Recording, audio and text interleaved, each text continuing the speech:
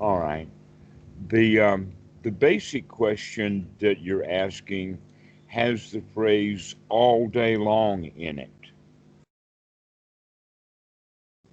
Like, can I do this all day long? Or how do I do that all day long? And the answer is that um, that's not going to happen, even if that's our intention, and that the likelihood is that people are going to wind up in bad feelings because they can't remember, and that a better training is the training of sati so that it comes back when we need it most.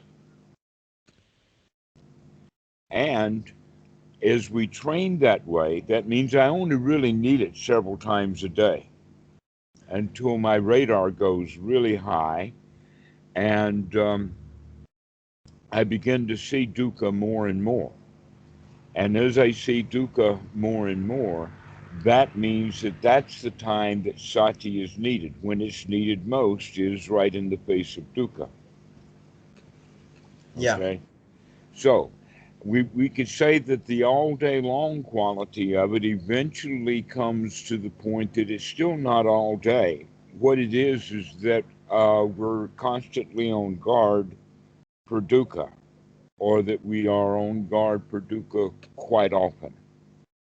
Okay. And that as we train more, not only do we get more expert in seeing things that used to not be thought of as dukkha, like junk thoughts. A lot of students don't see the dukkha in just junk thoughts, just letting the mind ramble on. Um, that some people call it discursive thought.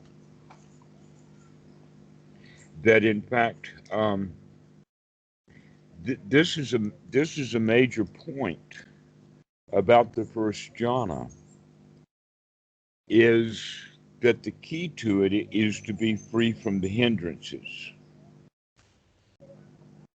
That without freedom from the hindrances, we can't do even metta. We can't do it because the mind is hindered from being able to do it. So the point then is to be on guard for the hindrances, because when we are free from hindrances, then we have the primary ingredient for first jhana right then and there. And that in fact the sukha kind of comes in with the relief of coming out of the random thoughts in the random mind. Like, well, I don't have to think about that anymore. Or right now, I don't have to think about that. An example, going back to the kid who left his homework book at school. There's some things that he could do. One thing that, in fact, I see done here more in Thailand than would be done in the U.S., and that is that the mommies will call each other. That mom knows who the other moms are in this class, and also the kids know each other, and they've got cell phones now. So there's something that can be done about about the issue of the homework. But let us say that in the situation where you can't do anything about it, which would be the example of, let us say, going to the bank or going shopping or going to school tomorrow or whatever, that we're not there now. So if the child could remember that, oh, I am not at school now and I cannot do my homework, I will have to deal with that tomorrow. Whatever tomorrow brings, I can handle that. The question is can I feel really good right now? So I have a kind of clarification on my question. So did you want to finish that point, or can I ask No, my? let's go with the clarification and head down that hole. Okay. So, okay. Wait, let me see if I can organize my question in a way that, because I have actually like 3 or 4 questions, but I might be able to, they might overlap. Oh, don't I don't care. Okay. Um, so, okay. So, so my own experience is that I now very rarely go into rabbit holes in my head. It's very rare. It happens very rarely now that I'll spend longer than, say, a couple minutes on anything, and often, usually far less than that in terms of, rabbit holes. It still happens sometimes, but I can usually catch it. It no longer is hours before I catch it. Let's say that. It's usually pretty fast. Isn't that marvelous? I mean, I can see the big smile on your face. I mean, that is what we're talking about is the relief and the knowledge of that relief from not having the mind go down those rabbit holes. Yeah. And That's the relief that I'm talking about, and I yeah, can see and I you're would say, getting that. yeah, and so typically I would say that, with exceptions, typically I'll catch it within a few seconds. Well, at least from my understanding, within a few seconds, or within a few seconds that it has unpleasant body sensations associated with it. Maybe it's below the surface and I'm unaware of it before then. But in terms of the gross sort of dukkha, it's usually pretty fast. So yeah, and like I said, like it still happens, but it happens not very much in comparison to before. What has happened a couple of times is that after a sit, the first jhana will maintain, even some PT will maintain when I'm off the cushion. And I guess my question is that sort of the long-term trajectory, that kind of jhana, not just pretty much being outside of gross defilements, but actually a sort of higher level, or yeah, like an actual jhana where you actually have energetic sort of feeling and that kind of thing. Is that when you say that first jhana could be maintained off the cushion, is that what you're referring to? Yes, and what I would say then that in the experienced first jhana, and when I say experienced first jhana, let's back up and talk about that all of the stages that the Buddha ever talks about, he always talks about it in the sense of the path and the fruit. So there's the path of Sotapanna and the fruit of Sotapanna. There is the path of first jhana and then the fruit of the first jhana. Okay, the path of the path of the beginning child who's in his, say, second or third year of piano lessons. His path is practicing that piece of recital music. And then the fruit is the applaud at the recital. Okay? Mm-hmm. Now, when we're talking about fruit here, we're not necessarily talking about piti. That in fact, that those good, really great body sensations, that in fact, that's the reason for sports entertainment. Not just in ancient Rome with the gladiators and having, life over life and death decisions, but also in ruled sports games. People will yell and cheer and dance. There's a whole lot of body sensation in the beginning, and then it mellows out. So let us use a new word here that we could call, in fact, it's a quite common word, but let's look at it for a second. It's called peace of mind.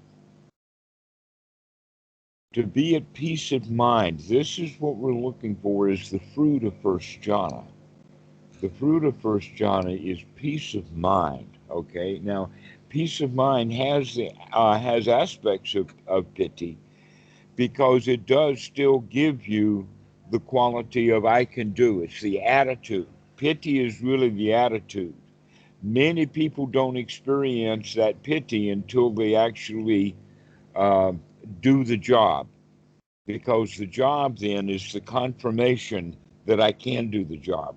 Having done the job is the only confirmation for the actual being able to do the job. Until you've done it so many times, you know that the next time I've got this wired. Okay. That's what we mean by right attitude, is that I've done this so many times that I've got the next one wired. But in the beginning, we get that great sensation of, yeehaw, I can do it. I can do it.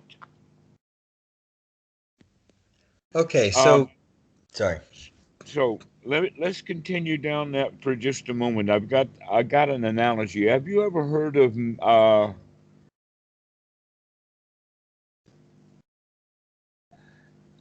gosh, it's the Harlem Globetrotters, and they had one star, Meadow Lemon Mark or something like that. I think I've got his name kind of twisted around, but he was a an exhibitionist basketball player, and he was so good at it that instead of going into professional games, the Harlem Globetrotters actually became Globetrotters, and they would go around to various places in high schools and play the teams, universities, and whatnot. And it was always a joke because this guy was so much better than everybody else that he would actually help them to he would, assist them in making the basket on the other team. Yeah. He would help the other team make scores, and everybody liked that kind of thing. Okay, this is what we're talking about, is the confidence. Now, the confidence that he has of making that basket, he has done that so many times that he doesn't have that thrill anymore, especially now that he's out on exhibition. The thrill was when he was in competition. Okay. There will come a time when we no longer are in competition of can I do it or not, or can I get into that state or not. We know that we can, but now it's no longer as, let us say, as spectacular as it used to be. And so the pity becomes a whole lot more of confidence and a whole lot less of the excitement, yeehaw, I can actually do it. But it's still first jhana, even after But that goes down. yes, and you could say then that then the fruit of the first jhana is now the peace of mind or the sukha, or yeah, this is so nice. Okay. Okay, so it's got a peace of mind quality to it. Now, um, there will be times and moments like in activities where the mind is engaged in other things other than, let us put it in a list of things in the wholesome category and the things that are unwholesome category, and then a thing of irrelevant. Okay, so the irrelevant part will look aside. The unwholesome would be thoughts of the past, thoughts of the future, thoughts of jobs that need to be done, thoughts of work that has to be done, thoughts of a call that has to be made, thoughts of shopping that needs to be done, anything that's got to do with the future or the past, or thoughts of someplace else. Okay, thoughts of someplace else. That's all you can put in as hindrances, because you can see that those would be hindrances. And now thoughts of be here now, thoughts of the Dhamma, these are wholesome thoughts. And in fact, thoughts of the Dhamma here now, and including and especially thoughts of metta and thoughts of gladdening the mind, those are very wholesome thoughts. But there will still be most of the day that you will be spending in another kind of thought. And we can list those thoughts in categories like rituals and activities. Okay, for instance, when you're at work, when you're looking in an example in a microscope and you're studying something and you're looking at something, you are neither in wholesome thoughts that get you and keep you in first jhana, nor are you worried about the job or the boss coming. You're not in the microscope worried about the boss coming. You're just doing your job and not worried about the boss coming. And when you could, there are times when while you're looking in the microscope, you can still remember to take a deep breath and say, this is so much fun looking in this microscope. And then bring the mind back. Okay. So this is the quality that we're looking for, that we don't expect you to be in First John. And no one expects to be in First John all the time, because that's critical. What we need to say is that we can remember often. And when we come over the threshold, wow, I do feel really nice, then we can revisit that on a regular basis, even though we do have thoughts of activities. Okay, so then when you're not engaged in something like work or something like that, Mm-hmm. then one might be able to maintain first jhana for a large fraction of the time. Is that? I don't want to make it into a goal-oriented thing, Let but I'm us just say, trying to understand the direction we're going. all right, when we use words like constantly, consistently, and other things like that, we're still talking about time that moves, like a clock moves around. And it's a much better way of looking at it is like the old IBM clocks, that every minute, or sometimes the grandfather clocks, is that they will, at 1 minute it'll go click, and then at another minute it'll go click. Okay. This is kind of the way that we're thinking about it now, because the Western mind has gotten itself into a thing called continuous time, and it comes out as expressions of all day long. Even the song All Night Long, he's not doing it all night long, Okay. right? He's not doing it all night long. I mean, nobody could do it all night long. But the song is talking about a feeling of all night long, but there were moments where things clicked during that night. This is what we're beginning to think about now, is that we want to have sati there, like the beating of the drum or that clock tick.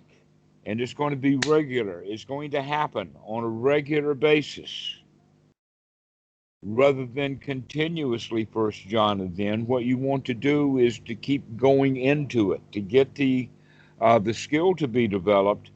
It is it's a secondary skill to maintain it, and we're still not talking about maintaining it for long periods of time.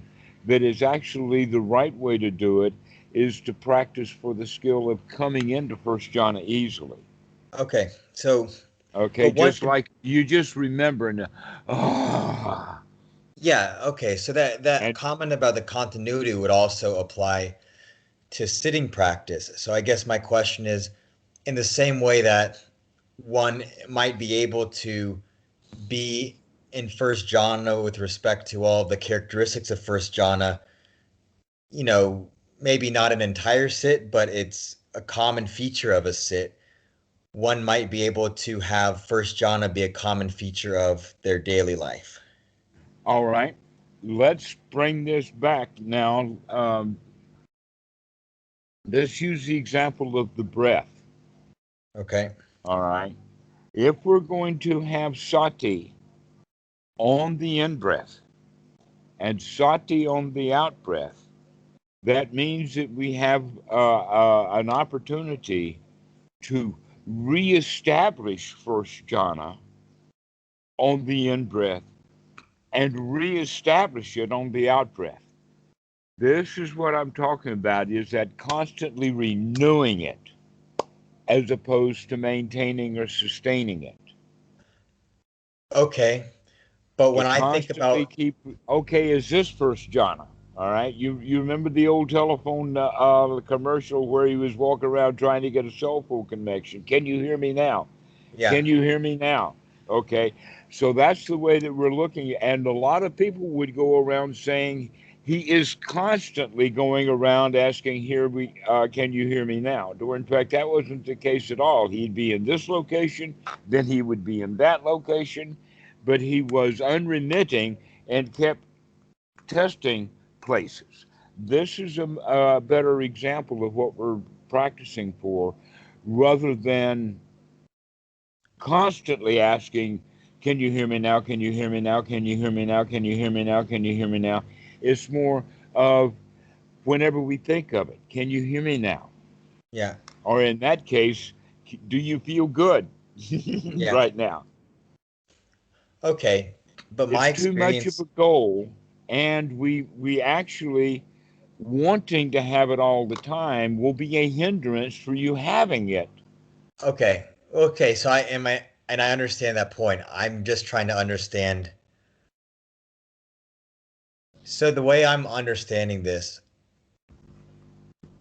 in the same way that so I can get into first jhana Mhm. most sits, okay, when I meditate with the, characteristic PT and all this kind of thing. And this is, um, and not a lot of distracting or unwholesome thoughts and all of that.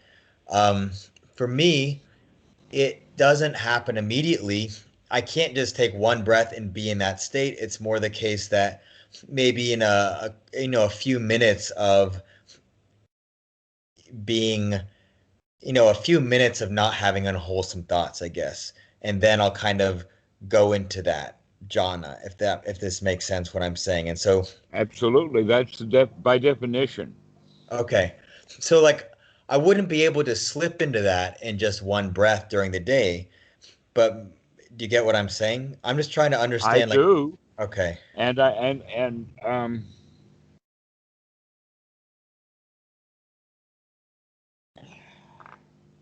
some pianists before a concert have to work themselves up. Other pianists can walk right up to a piano and just start playing like this, you know. Okay. They just walk into a room. They've never been in that room before. They don't know anything about that room, and they're Okay. doing So you're some saying other that business. They entering into walk into first that room jhana and gets they start easier. Okay. immediately. Right. There is a time when um, it becomes easier and easier to get into it. This is the skill that we want to operate with, rather than thinking about being in jhana all the time. We want to think about how nice it is to keep getting back into jhana. Okay. Okay. Uh, yeah, the mind kind of works with events like that. So, taking great joy into there it is again, and there it is again, and there it is again. Okay, so it's that is the repeating quality to it that we're looking at, as opposed to consistently. Even when you're going to be drinking a milkshake, you just don't gulp the whole thing down. You sip on it. Okay. Okay. And so you sip on it in the sense of, yeah, this breath is a really nice one. I can do this. I can get myself out of whatever I was in a moment ago. And so, looking at it from the sense of relief. Okay. Okay. So in and out and in and out and in and out and in and out is the way that we're looking at it, rather than trying to be in it all the time. Okay. That it. So can I say something and you tell me if it's consistent with what you're saying? Hmm. So the idea is to try to not stray too far from first jhana during the day, to realize when one is straying because that is equivalent to having unwholesome thoughts. When one realizes that, they make an effort to, have wholesome thoughts arise and appreciate that and continually do this. When one continues to do this, one will be closer to first jhana throughout the day and may actually be in first jhana in some portions of the day. And in Mm-hmm. that way, daily life or off the cushion starts getting more similar to on the cushion practice. Is that So that it doesn't even matter anymore. okay? Okay. Yes. Uh,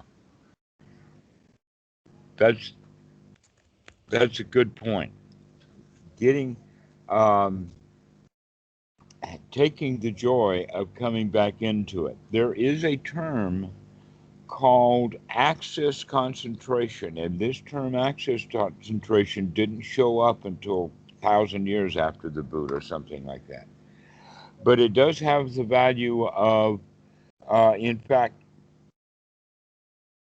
let's use the word access rather than concentration, because in fact it does talk about samadhi, but what we're talking about is access then to the factors, so that when you bring those factors together, you can bring them together easily because you have easy access to them. Okay, so the easy access then would be to have sati so that we can remember. So the skill of sati is there. It may not be in play right now, but it's there readily and available.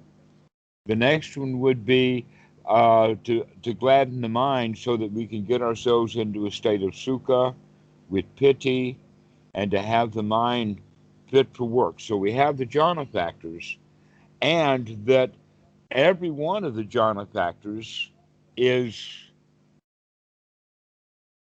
let us say, better off than it was when we first started practice. That the skills have been developed, but they're not all in play right now. But because they're available, we can bring those factors together just as soon as we remember. As soon as we remember, all of the factors come together, and it comes together with kind of that relaxed, ah, well, isn't this so nice? Often brings a chuckle also, just because everything is so good. And we can bring those factors together like that. So we need to investigate each one of these factors on a kind of a regular basis. How close am I, for instance, to getting myself into a state of satisfaction right now? Or can I do it right now? And so So is this that the is a, same or a different question from asking how close am I to first jhana right now? mm-hmm. Well, no, we want to actually, that's an investigation question that's useful. In other words, what jhana factors am I missing right now? If I'm not in first jhana, then what factors are missing? But basically, instead of asking that question in a long, detailed, searching kind of way, it can happen really quickly, almost like one, two, three, four, five, Hmm. Could you and it list the factors? Sorry, I don't know off the top of my head the factors for the first jhana. the factors for the first jhana, number one, and the big deal is that the mind is in wholesome thought states as opposed to unwholesome or junk thought states. And let me just ask a follow-up on that. So is one of the characteristics of the wholesome thought that they're devoid of at least gross craving? There are, and in fact, as you progress, they become free from even more and more subtle Okay. craving. So that in fact, when the craving's gone, we can truly say, wow, this is so nice. It is so nice to be out of not wanting anything. It Okay. really does feel good to be satisfied. So when one has, like, I know that when I have metta or when I'm in a jhana state, I feel, yeah, I don't have that sort of feeling like I'm getting pulled at. And I'm guessing that that sort of feeling is basically the characteristic of these wholesome thoughts that we're talking about. That is such a brilliant way of saying it. Being pulled at. I like that because that's in fact the normal state of mind that people are in, that we're always being pulled in this direction or pulled in that direction or whatnot like that. And as we get better and better at it, we start dropping these lines, these hook lines. Yeah. And when we get to the point when there's nothing pulling on us, Yeah, okay. So some stuff is starting to click a little bit. So I guess when one's in a wholesome state because it is devoid of that pulling, hmm that when that pulling is present, it becomes more obvious that it's present, right? So like it hmm becomes obvious. Yeah, so like part of my curiosity is the interaction among this and yeah, I guess insights in terms of understanding the mind better. And it seems like if you're in a state a lot of the time in which there isn't this tugging at you, whenever there does become tugging at you, your mind can probably recognize that happening more easily. that's exactly it. Okay. That's exactly it. This is, you've heard me talk about Murphy's Law before, right? Anything that can go wrong will go wrong, and it'll go wrong at the worst possible moment. That's when we need sati, is to wake up when those pulls start. Yeah. Okay. So then, so one of the things I'm curious about, and I guess maybe I just maybe said it the right way, but I was curious about, yeah, the interaction of this and insight. And it seems like the interaction basically is if you're living a lot of your day without a lot of gross craving, you start to understand the craving better when it does come.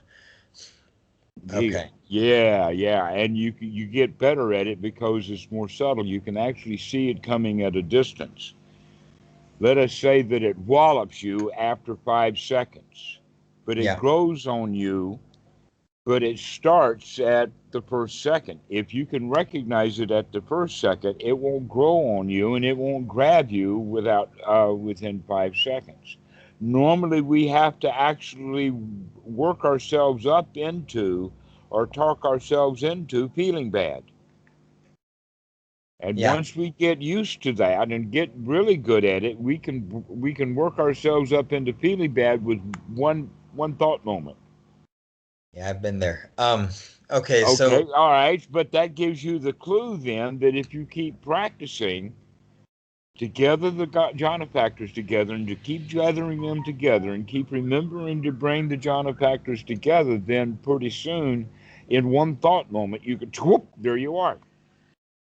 okay. So Because you can come into first jhana so easily, we don't have this. We don't have the uh, how to say it, the intention or the orders or even the tug or the drive to be in first jhana all the time because we can get into it anytime. okay, so then as a kind of follow-up, would you say that understanding something like, dependent origination, that this becomes a lot more clear too because if one is usually operating in a state without a lot of tugging, when there is tugging, the kind of anatomy of that tugging becomes more clear throughout the day. Precisely so. Okay. Exactly. Right. That A lot because of we things can that you see. said for a long time are starting to be more clear to me for some reason. Okay. Well, I expect that with everyone. Yeah. Okay. There's only one other option, and that was that I was way too slow. Yeah, it takes a while. I mean, Bhikkhu Buddhadasa would keep rubbing this stuff in, and eventually it soaked in. Yeah. Yeah, like just how these things are connecting. That this is becoming more clear to me. How like the insight stuff is connecting with the daily mindfulness stuff. That's making more sense to me. hmm Um, and like I told you, yeah, I think I had these insight about mind states a few weeks ago, and this is kind of like making a lot of things click a lot better for me right now. Um, okay, I guess, yeah, I had another question. All right. And But see, let's, before you go to the next question, let's at least say again, congratulations. Give yourself some nourishment. Give the dog a bone. Okay, congratulate yourself. Things are beginning to put together. Isn't that marvelous? I mean, think about it. This is really marvelous that things are finally coming together for you. well, it's funny how simple it is. Yes, that's it. But we have had a mountain of stuff that was wrong. It's not so much that the truth is hard to see by itself, it's that the truth is hard to see because it's covered in a mountain of shit. Yeah. Okay, so mm, All right, so congratulations for digging down through all of that crap and getting down to what's going on. That's excellent. yeah. So don't get into thinking I want it all the time. Get into the idea that I can do that anytime I want to. All I have No, to do is remember. you know what's funny is that, and I don't want to speak too soon because it's only been a few weeks, but yeah, there's been this kind of gradual thing that's in terms of like there's certain thoughts that come up less, certain negative thoughts that come up less. And then there's a couple that only in the last few weeks have kind of they've come up, but they don't have the grab that they used to.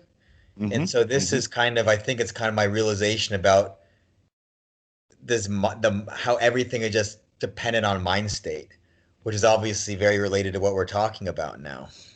But like one's perception of their life and their situation and all these things, it's just a function of current thoughts in your mind, current mood or mind state or whatever, and then it spits out perception basically.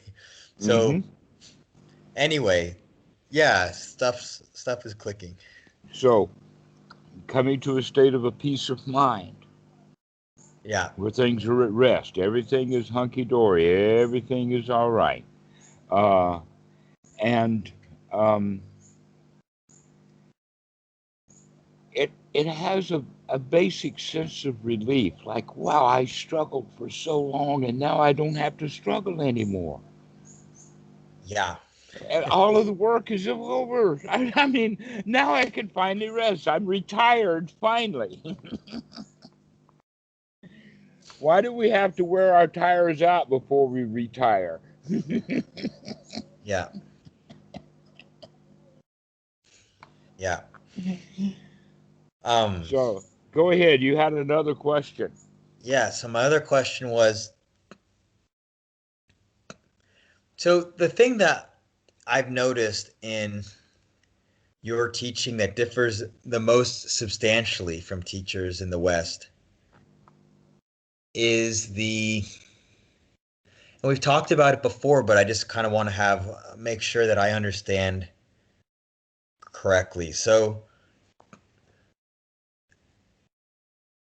it's the relationship to the hindrances. So there are a lot of people in the West, you know, a lot of them write books, a lot of them are well-known figures who have the position that, you know, when one is, regardless of the mind state, one should accept that mind state and not have aversion toward it. And the rationale given is that if you have aversion toward negative thoughts, then that ends up having the effect of yes, suppression, which has psychological problems associated with it. And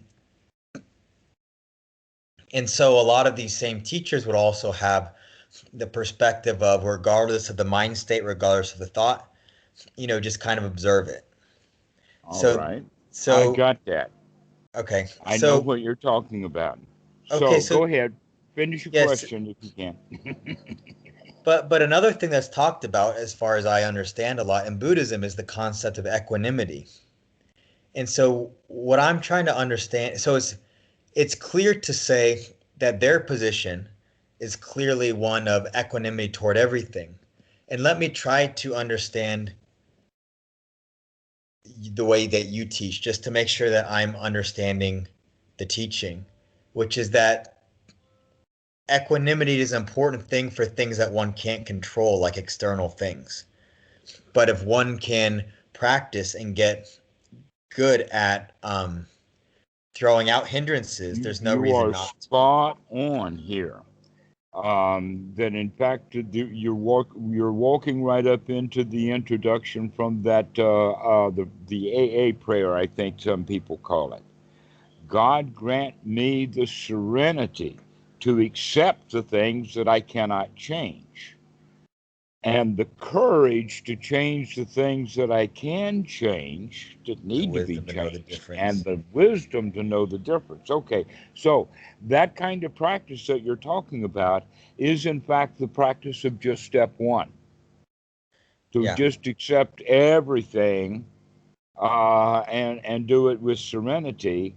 And that's like the same thing as saying, um, let us say that the child has stepped on uh, a piece of wood such that it put a splinter in the foot, or maybe a piece of glass is in the foot. Now, the child does not want to have mommy or the doctor to take that piece of glass out. So the child is going to say, I'm going to put up with that piece of glass in my foot. And he's reminded of that piece of glass in his foot with every step, as opposed to sitting down and having the patience and the courage to remove that piece of glass, let the foot heal, and to now, with a healed foot, he can dance and prance and live a wonderful life. Yeah. So that's it. Now, there's some more detail to it, and let me get into that. Most of those teachings either start with or eventually wind up in the Satipatthana Sutta. That the Visuddhimagga is kind of based on the Satipatthana Sutta. That Goenka, besides the ordinary retreat that they give, they also have what they call a Satipatthana Sutta, or a Satipatthana um, retreat, 10 days. So Satipatthana is really, really famous in Burma and in some places in North Thailand. The Satipatthana Sutta actually spends quite a lot of time, most of the sutta, in Kaya Nupassana, or in the body. This is where they're talking about the grasping and reaching and touching and all of that kind of stuff as part of the exercise of what to do. But it's only in the fourth tetrad, in the uh, Dhammanupassana, where they're talking about objects of the mind, and they go basically in this order. Number one is hindrances. Number two is the five aggregates. Number three is the seven factors of enlightenment. And the last and the big one is the Four Noble Truths, including an exposition of the Eightfold Noble Path. Now, what basically we're talking about here is one unwholesome group, which is almost everything, the hindrances, followed by things that are wholesome and worthwhile putting as objects in the mind. And each one of the hindrances, as they're mentioned in there, there is one little tiny Pali phrase in the sense of, and to be removed. And this is something that, because of the way that the sutta is written, it's really easy to gloss over that, especially with Westerners who want to get to the end. They want the punchline, they want to see the bottom line. And somewhere buried deep down about 2/3, there's two words in there that they don't hit. And this is what gives rise to the Mahasi method with the 16 stages of insight, including step number 7 and 8, where the student is going through some sort of desperation. And if they go into a dark night of the soul, that would be despair. Okay. Basically, what we can say is that if they are in the process of trying to accept the hindrances, then they spend a lot of time going really deep into and investigating the hindrances. They literally intentionally put themselves through a dark night of the soul because they're not doing the actual anapanasati practice that has the gladdening of the mind. It is actually mentioned in there, but there is no oomph to it. And because of that, when the Mahasi and the Goenka method, which were the first methods that actually came to the United States in Theravada form, and by the way, now I see on the Zen site in Reddit that they're fully into this now also. So the Zen has, at least Western Zen, has been completely influenced now by Theravada. They would be better off if they were back to just sitting. Okay, because just sitting means without hindrances. But the Western mind has the idea that it's okay and that we're supposed to accept all of these junky, terrible thoughts. It's okay for me to accept that I hate that guy. It's okay to accept that I'm out buying a knife or switchblade or a gun. It's okay that I'm loading that gun and going to go pay him a visit. I accept that I've got anger in my heart and I pull the trigger. Where's the wisdom in all of that? Now, we're talking about an event that might happen in real life, but it certainly happens inside the mind.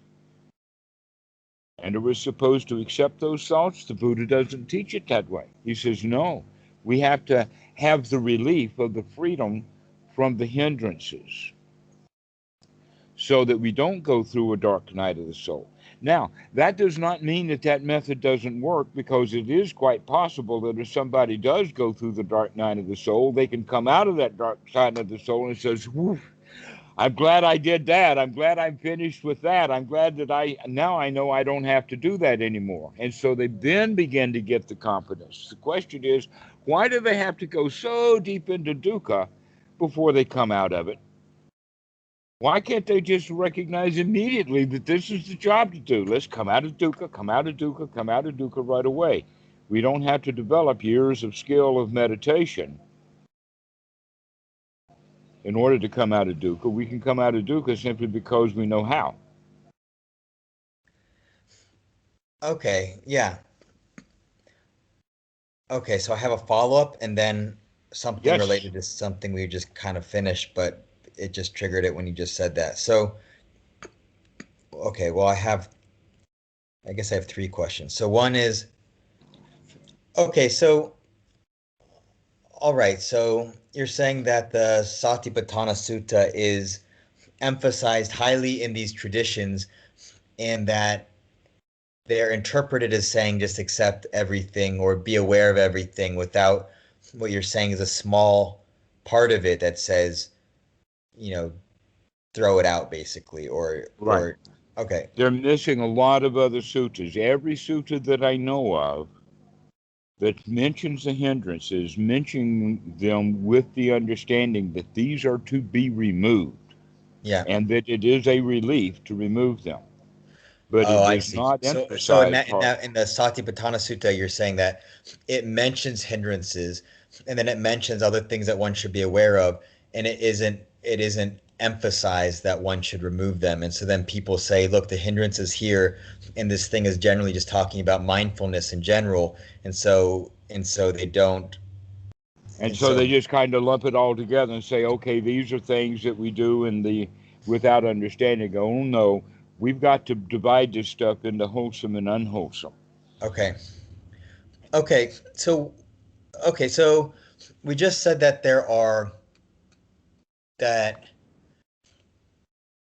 that in terms of the serenity prayer, the change the things you can, accept the things you can't, and the wisdom to know the difference. Well, I mean, what if it's the case that, without a whole lot of developed skill, that someone, suppose that they're in a really bad mind state, and they they put an effort to get themselves out of the mind state throughout the hindrances, but they don't have the skill to do that. So would you say for that person in that situation, is that an example of someone who should have equanimity to the situation because they don't have the skill yet in order to do that? Or because, in the same way that like the environment can be unchangeable, in this case, they don't have the tools to change that, or for whatever reason, there's some overwhelming thing. Should they accept it in that case, or should they keep trying to throw out the hindrances in that case? There's a tricky point in there, and that is that moment of time when they are having acceptance, they're not in that hindrance. But they could go right back into that hindrance and then go back into accepting it again. Now, here's the point. They can go through that cycle for a while, but eventually the human mind is such that he's going to stop dwelling on that. That, in fact, you know that when people get themselves into dwelling over one thing or a very small group of things, that it really messes up their whole life, and it can, in fact, kill them. Some people, it's getting money. Other people, it would be like QAnon, going into conspiracy theories, and their whole life is just absorbed with that. But we're not talking about the kind of people who have that kind of absorption into a hindered mind, but rather most people, let us say that they know they have to take the dog to the vet. Yeah. But they're not going to sit and dwell on having the dog take it to the vet for weeks and weeks and weeks, day in and day out, and worried over it over and over again. They're either going to stop thinking about taking the dog to the vet and then occasionally reminding themselves, or they're going to take the dog to the vet. Okay, so what I'm getting at is that most people don't dwell in that dukkha in an ordinary life, that something else will become distracting to them. They can be sitting at their desk dwelling over how much they hate their husband, let us say, as an example. But then the workmate comes in and starts talking to them, and they get their mind off of hating their husband. We don't dwell. I mean, the mind is like a monkey mind. It jumps all over the place. So your question about, well, can people get equanimity and still be caught in dukkha? The answer is that they're probably just going to forget about that dukkha and then revisit it at a later time, that it will go out of the mind. Well, my question is, if someone is in a really negative mind state, is equanimity as a strategy ever a better approach if they've tried to Let's not talk about it as a strategy. Let's talk about it as a mind moment. How many mind moments are they going to spend thinking about being in equanimity, and how many mind moments are going to spend in dukkha?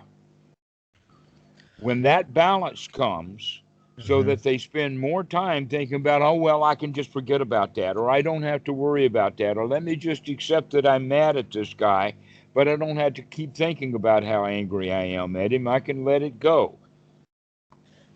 Okay, so it does have a quality of eventually pushing the hindrances out of the mind, I but see. wow, it's a long, slow I got you. process.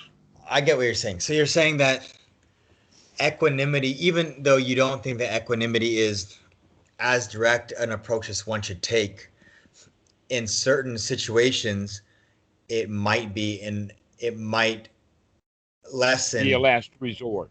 It's a last Okay. resort. That's what I wanted to know. Okay. So it is basically just this question of, there's a lot of external things that we can't control.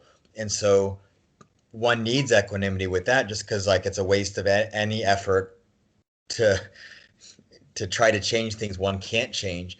And in certain situations, the mind might have similar properties to that. And when it does have similar properties to that, and I'm not referring to myself, I'm just asking it as like a theory question really at this point. Okay. But I could easily imagine maybe someday it could, I don't know.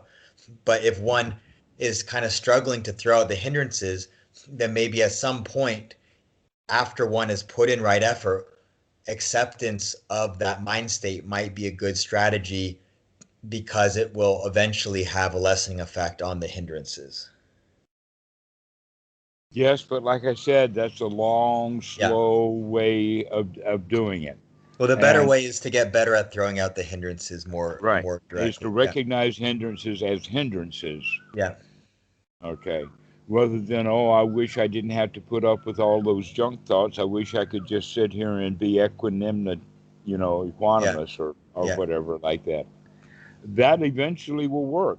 Wishing one was equanimous is a whole lot better than, oh, I hate that guy and I'm just going to get him. It's better to have an occasional thought of, well, let me not worry about him right now. Let me have some equanimity. Yeah. Okay. That's going in the right direction. And in fact, it took Sati to wake up to that, Yeah. to recognize that I am in a mess right now. Okay. And so the next thing is if I want equanimity, that's beginning to gladden the mind. We're going through the stages anyway. Yeah. Yeah. I mean, like, so if someone was in a really deep depression and they had really negative narratives about themselves, for example, Hmm. you could imagine that there might be a scenario in which they try and they're unable to pull themselves out, but they can see the thoughts for thoughts and be aware and not necessarily believe the story. And so that would be an example of accepting the story if one can't throw out the hindrances. And I'm talking about like severe clinical depression. I'm not talking Well, about no, like I no. haven't. Severe clinical depression is just people who are too stubborn to come out of it. Okay. Severe clinical depression is nothing but just negative thoughts that people just refuse to stop having. And that's an example of there is a sutta number 22 that I've talked to you about before. It's called the simile of the snake. And in the story of the simile of the snake, the Buddha is talking about how people grab the Dhamma the wrong way. And if you grab a snake by the wrong way, it's going to turn around and bite you. And so this is one of the ways that people are bitten by the Dhamma. And it was I forgot the guy's name, but he was the son of a vulture keeper. And when you have son of a fisherman and son of a vulture keeper, that's automatically a joke. You can hear the joke in that.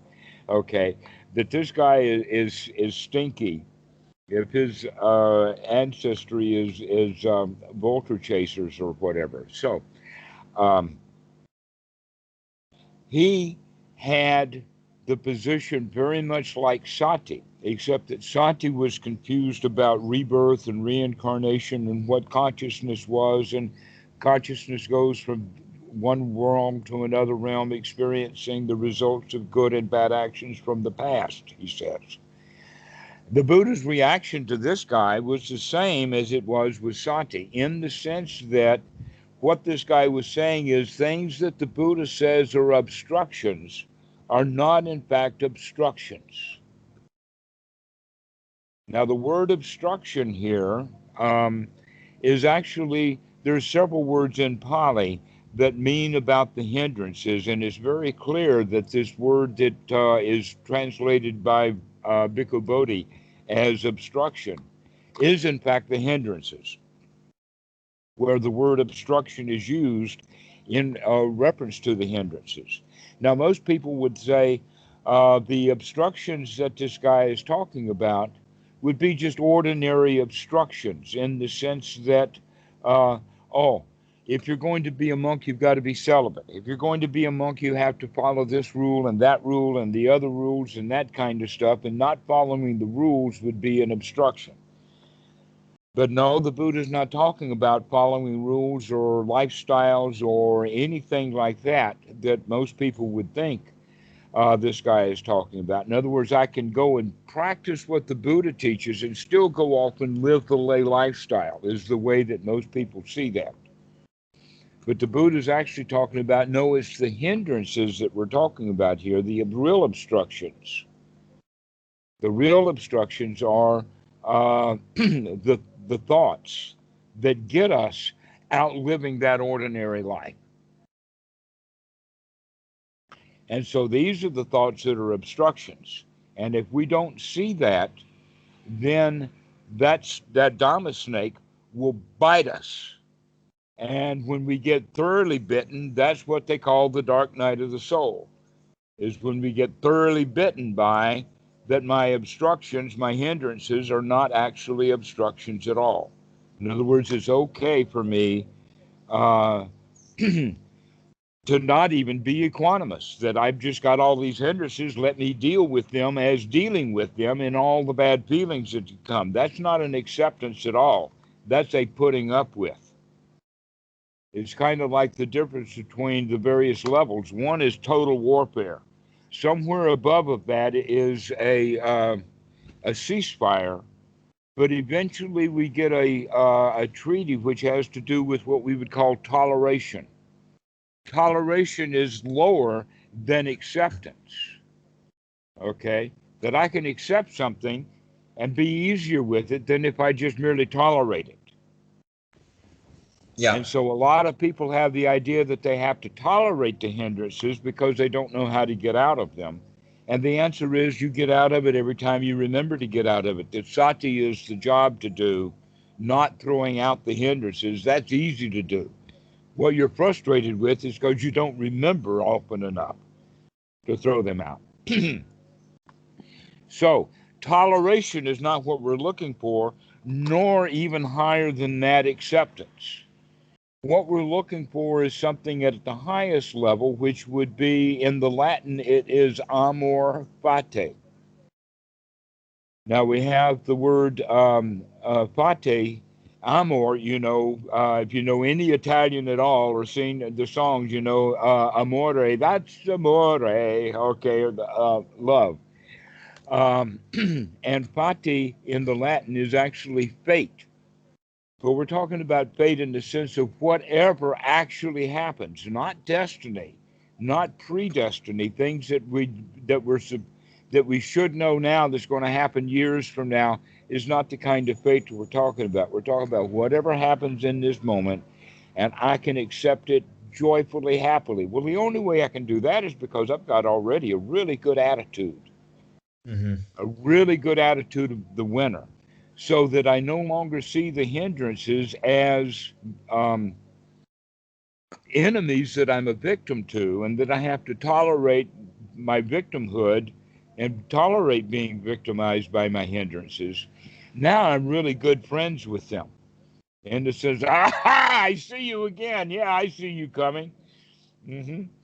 Okay, Yeah. so it's being in love with fate or being in love with what's going on, not merely tolerating it, but being able to be the champion of it. Yeah. So again, it's back, and the basic question is not that hindrances are hard to remove. They're really actually easy to remove, but they easily come right back. And then we easily remove them again, and then they easily come back, and now we get frustrated because we think we can't get rid of them. Well, yes, you did. You just got rid of it 3 times. You can do it again. That's the distinction that we have to look at is that we want things to be permanent. We want jhana to last all day long. No, every mind moment is a new moment. And if I can throw that hindrance out this moment, I can throw it out the next moment. And this is a way of looking at it, that this is the hindrances just come. They come. The question is, are you sharp enough to catch it when it does? Rather than saying, oh, I'm going to work to the point that I don't have any hindrances, because we'll never get rid of them that way. That thought, in fact, is a hindrance. That I'm not good enough, and I have to tolerate these hindrances. And someday I won't have to tolerate them anymore, and then I'll be okay. Okay. And right now we're developing the attitude of, aha, I see you now. I'm the champion right now of these hindrances. Yeah, there was something that that I liked and I was curious about your opinion on. And I still don't remember his name, but we talked about him last time. It starts with a V, Villahramsey. Villahramsey, okay, yes. Okay. Our meta, I'll get that our right good next friend. time. He said something like, you should consider that the hindrances are doing you a favor because they're letting you know where your attachments are, or something like that. So he said something along the lines of, I mean, you're still using meta as the object, and whenever the hindrances come, you Yes, release the okay. hindrance So and you he's go back. saying exactly the same thing that I'm saying I is think that so, but the quote was, you should consider that process is doing you a favor because it's letting you identify what your attachments are and what you have to let go of. That was his argument. Do you agree with that? I say that often, Okay. except that I say it in a slightly different way. And that is have a short list of not to do.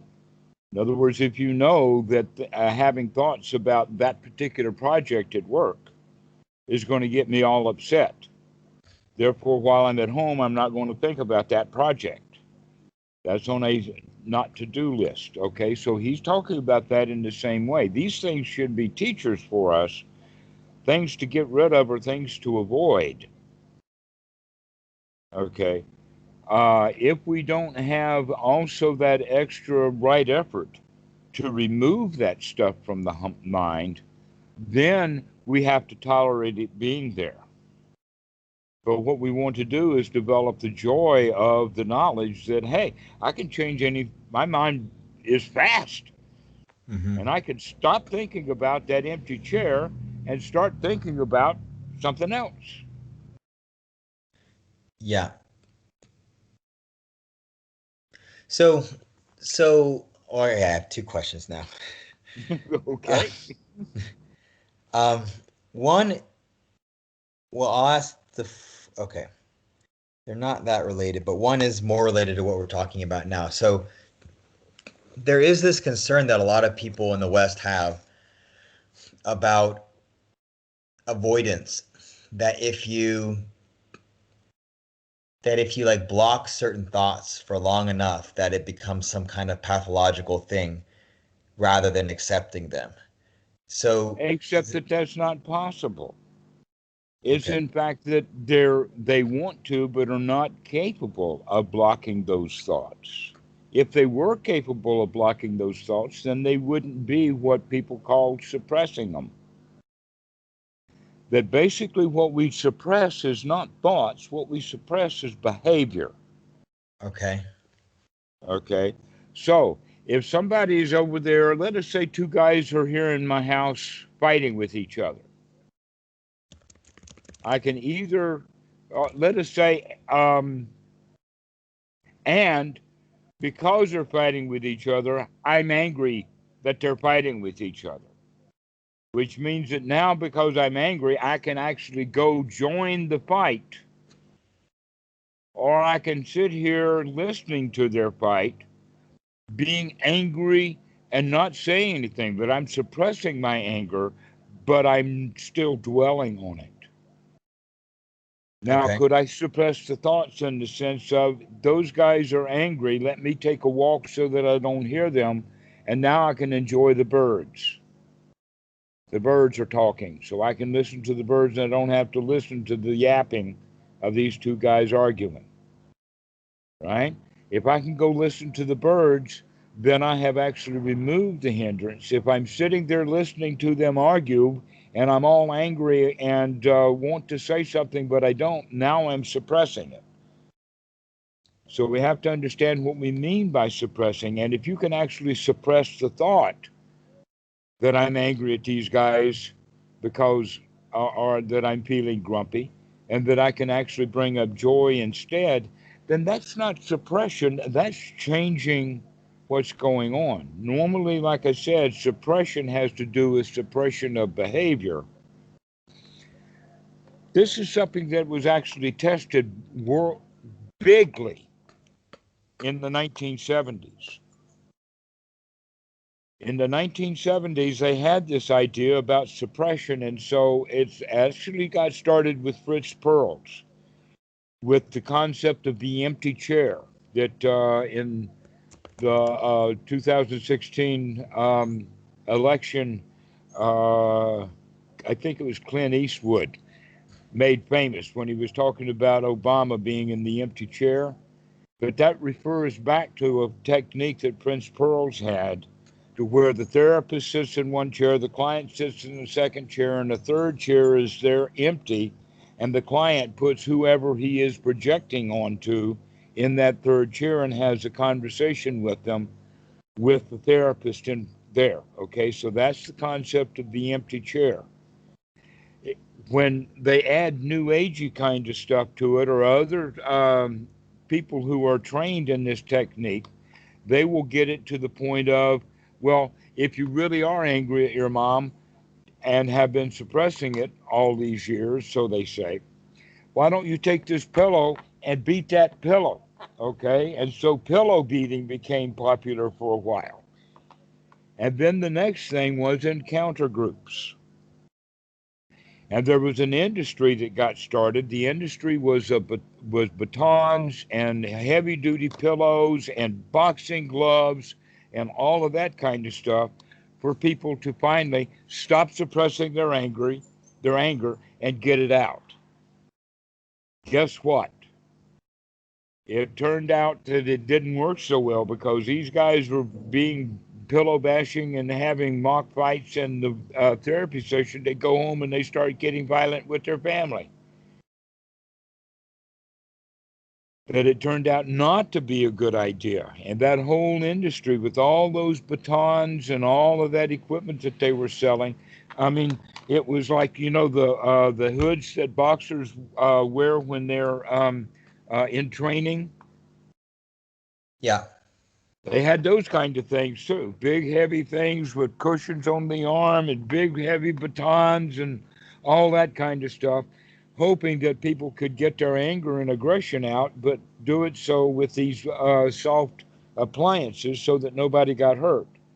The answer is that once they started letting that stuff out, they'd take it home and the people did get hurt.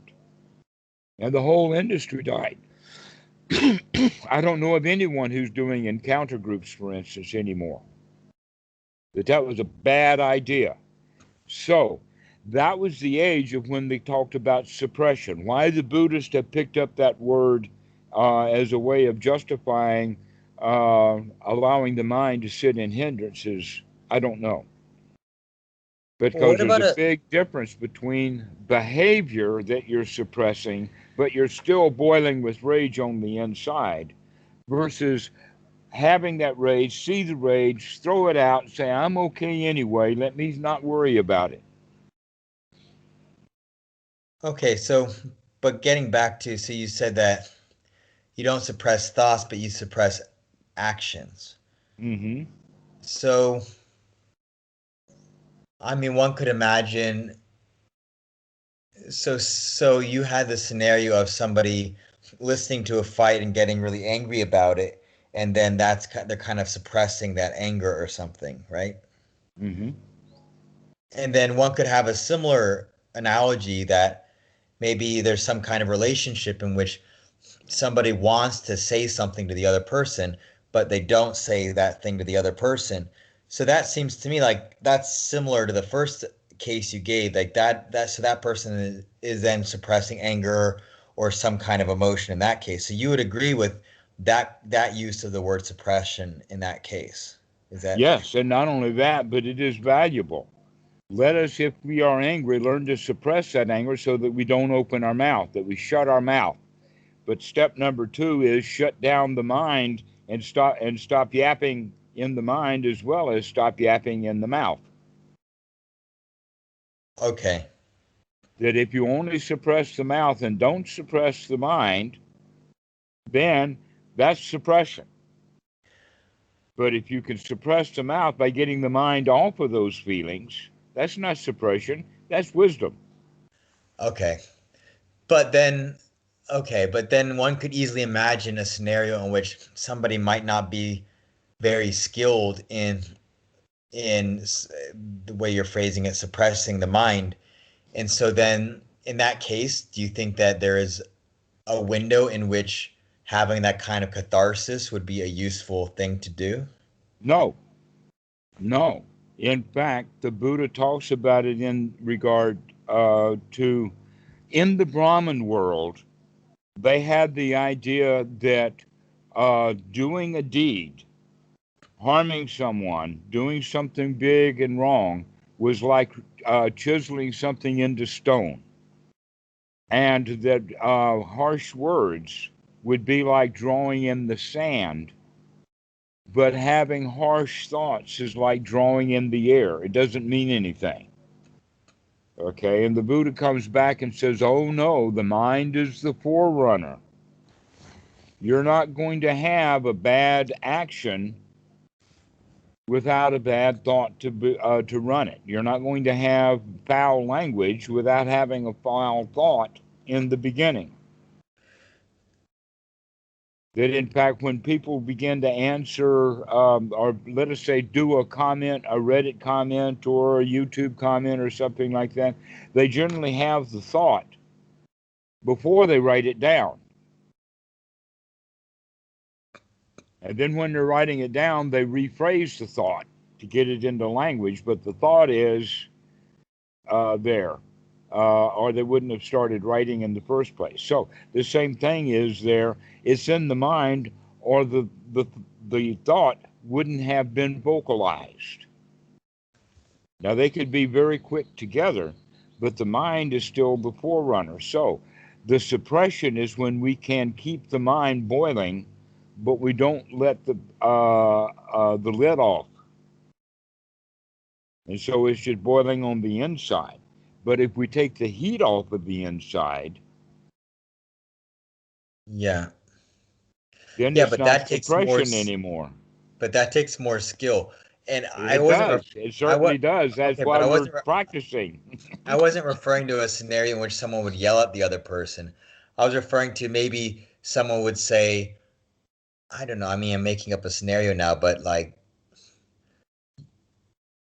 I don't know, something not yelling, something like they would just kind of say, well, this happened and this, like they would explain or something like that. That would be like the reverse of I mean I don't want to use a scenario that there's harsh speech involved. I guess what I'm saying is you don't think that there exists like a catharsis that is a useful thing that would alleviate some kind of pressure for somebody who doesn't have the skill to just stop the thoughts.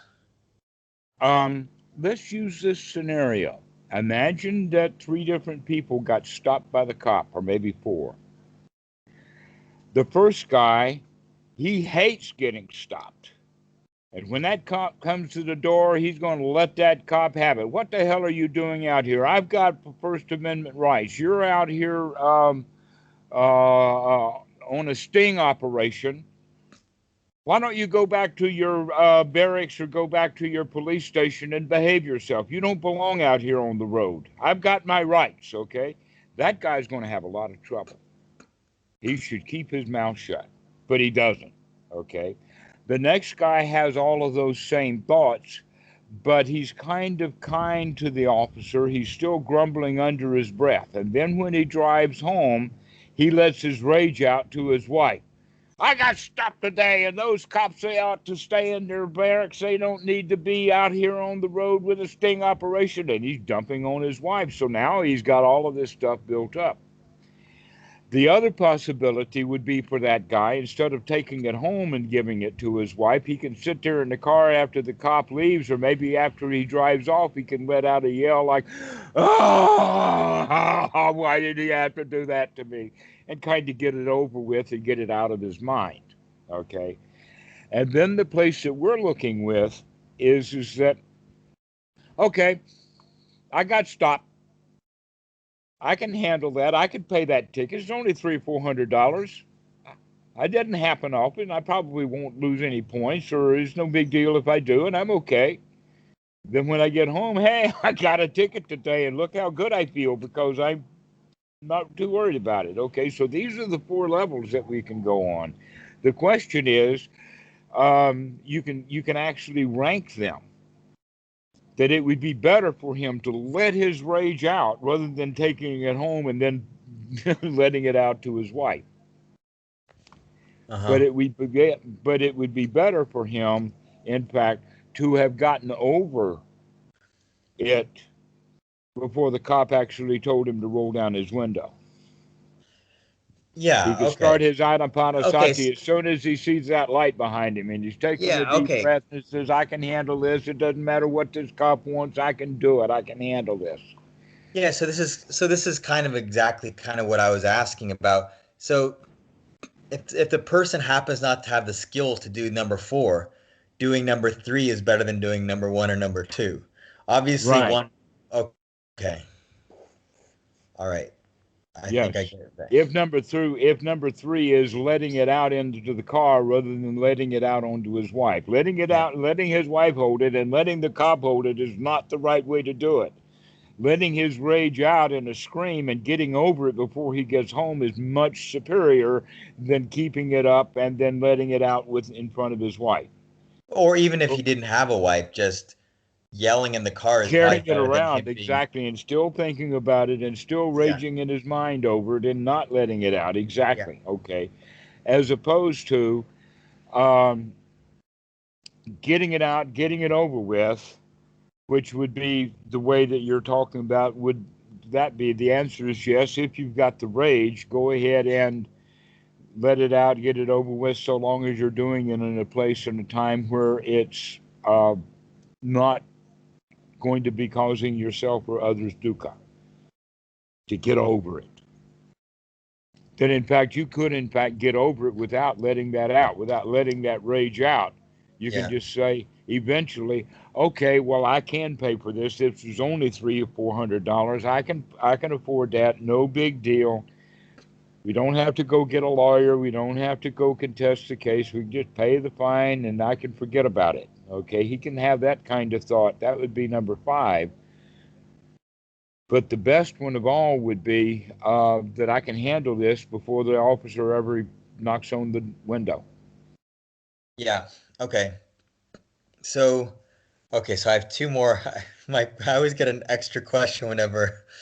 So, one question I think would be a really long answer. The other one will probably also be a really long answer. I can say both of them, and then you can either choose one of them or neither of them or both of them if you can do it. I've got a third option, and that is why don't we finish this call? This is a long call, and we can take each one of those questions or together both of them on the next call. All right, sounds good. And I know that this is all wrapped up together. It's they're kind of related, they're kind of not related, but Okay, well, if they're not kind of related, then let's do it at tomorrow or the next day or whatever. all right. And I'm Sounds really glad to see you up and doing it again. And I want to make sure that we emphasize at the end of this conversation that you can congratulate yourself and feel really good that, hey, you can do this. You do not have to suppress your bad feelings. You can just throw them out. Yeah, my questions about that are mostly just trying for my own understanding more than for my own behavior. I'm just trying to understand kind of the yeah, your teaching versus what I've heard Western teachers teach. I'm just trying to understand kind of the differences basically. And this thing about mind state has become a lot more clear to me, like I've told you in the last few weeks in terms of the wholesome thoughts and that kind of thing. And so Mm-hmm.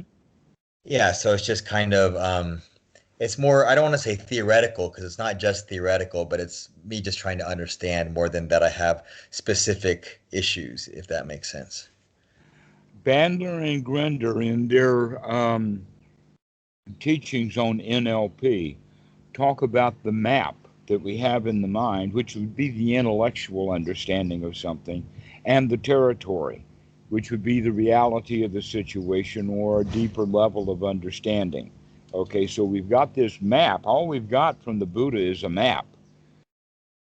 The point that's so beautiful is how nicely this map maps right onto the territory of the human mind. But it's not perfect. No map is perfect. The map is not the territory, couldn't possibly be. Yeah. But the map and the way that the mind works, as described by the Buddha, is sufficient for us to find our way around our own mind in reality. if we choose to go do that investigation. Hmm. But the roadmap from the Buddha is very handy. Yeah. Yeah. Oh, I mean, this relates to my question that I'm going to ask, so I'll ask it next time. Okay, all right. All right. All right, well, we'll see you later, Dan. Yeah, This has sounds been an good. enjoyable talk. I really want to congratulate you again. You're moving along. Yep. All right.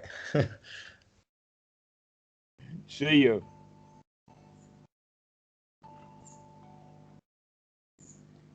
Well, hey, Poon Pooey dog. How's the Pooey Pooey puppy? Hmm.